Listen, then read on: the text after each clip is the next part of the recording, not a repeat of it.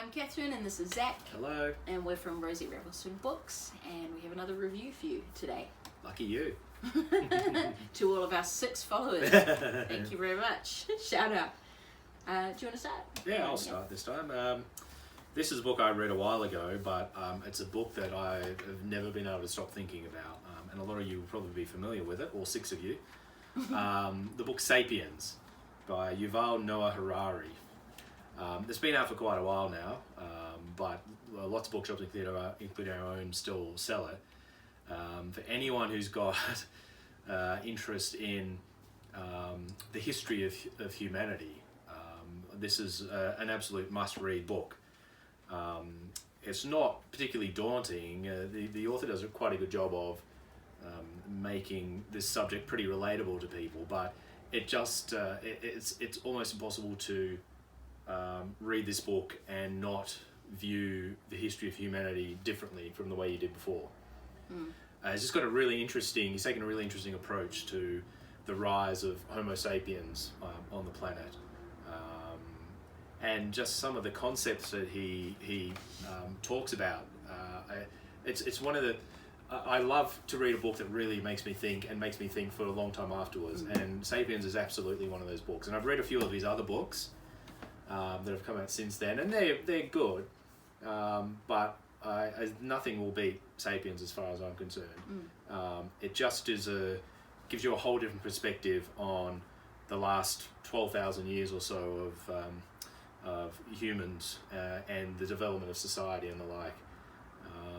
Highly recommended read. Anyone who just wants one of those books that you can sit down with a cup of tea and read a paragraph and then spend a few minutes drinking your tea and just mulling over what you've just read. How long did it take you to read it? Quite a while. Considering how thick it is. Yeah, it's thick, but I mean, it's very engaging though as well. It's for someone like me that's fascinated with history. Yeah. It is a book you get through quite quickly, but you do want to take pauses every now and then just to think through it. Is it easy to read? Yeah, I think so. I mean, there are some difficult concepts, but the author does a very good job of making them understandable. You don't have to be a professional historian or biologist or anything like that. Okay, cool. To be able to get it. But yeah, it's a fantastic book. And he did a sequel, Homo Deus, was it, as well? Right. And it's a direct sequel to this, like pretty much. This is a book about humanity up till now, and the second book, Homo Deus, is about humanity into the future. Oh, it's like predictions and stuff. Pretty much, yeah.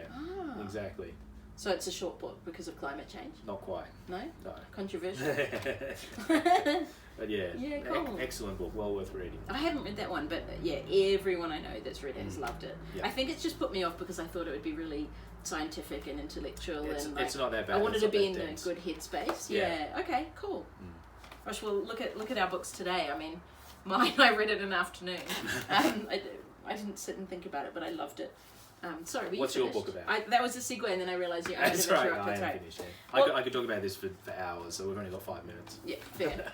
Well, I read Pobby and Dingan by Ben Rice, and this one was a donation to the shop. And as I was loading it in the system, I read it, and I was like, no, that's coming home with me. And it is back in the shop now. I just absolutely loved it. It's an Australian book from the point of view of a younger brother. I don't know how old he is, but he'd be like 10, around about that age. And they live in Lightning Ridge, and their dad works as an opal, I was going to say farmer. No, miner. There we are. An opal miner, and so, really dusty, remote town. And his younger sister has 2 imaginary friends called Pobby and Dingan. And everyone in the town plays along and they think it's really great. But the brother hates this and he's really embarrassed and he's like, no, they don't exist. Whereas mum will like put out serving spaces and be like, right, what is Pobby going to have today? That's pretty cute. It is really cute. But you can imagine a 10-year-old being like, Mum, they're not real. You get really mad. Yep. But then one day Pobby and Dingan go missing. The dad actually loses them. I won't say too much, but... and the invisible friends go missing. Yes. But she knows, and then they're like, oh, I found them. And she's like, I'm not stupid, Dad. They're not there. That's the thing. It's really interesting. And so they try to find them, but the girl gets really, really sick because they're her best friends, and she, can't eat, and they take her to hospital. They don't want to know what's wrong, and it's all because and it's so interesting because so they do like a reward, and of course all these people show up and they're like, yeah, I found them, they're in the sack, and they empty out the sack, and she just rolls her eyes at them and she's like, that's not Pobby and Dingan. Yeah, obviously. But the brother, who was the biggest skeptic of all, realizes that if he's going to find them, maybe he needs to believe in them too. And it's just...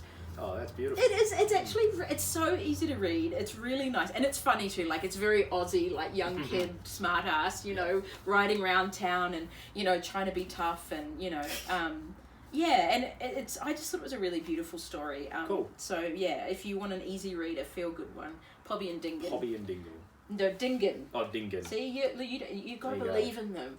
You know, that's part of the Well, if I problem. could see them, that would help. But I think they've disappeared again. No, well, I won't go into that. Oh, it's too soon, Zach. Ben Rice. Excellent. I really liked it. So cool. that was my fun read. Two very different books. Very different books. Who's the That's intellectual? good.